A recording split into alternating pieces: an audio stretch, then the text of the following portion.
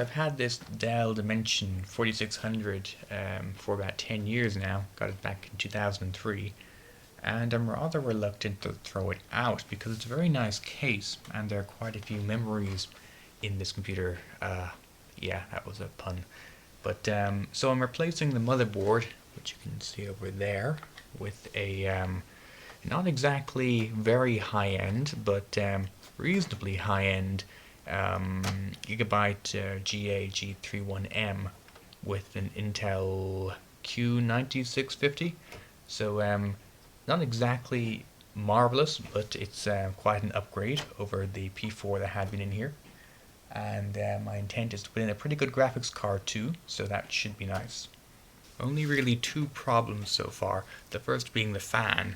The fan which had been in here is a proprietary one. Not quite 90 millimeters, not quite 120.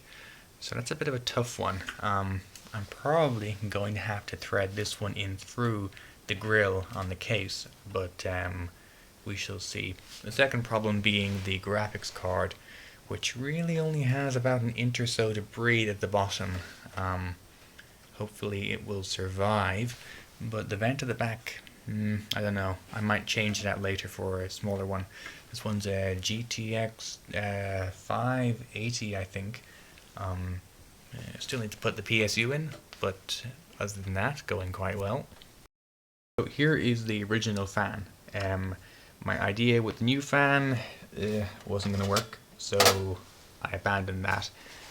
As for the old fan, I've removed the old casing, which used to clip onto the case like so, and I have sheared off part of the fan which would have gotten in the way of the motherboard, so we can now fit the old fan in here, and that leaves us with an abnormally sized but relatively standard desktop fan.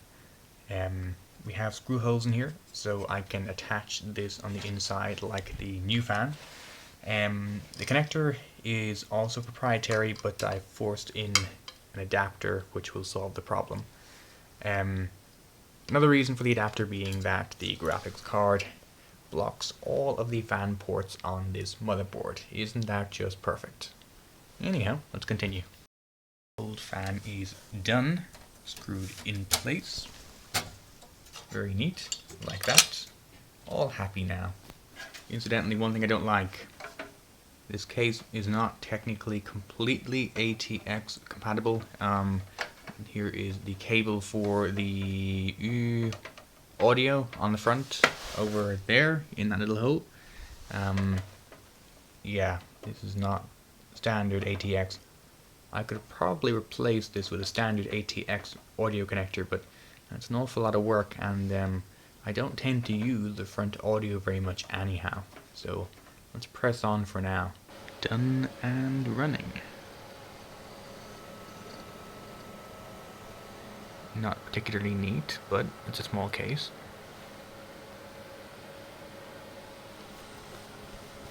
I'll put that back on.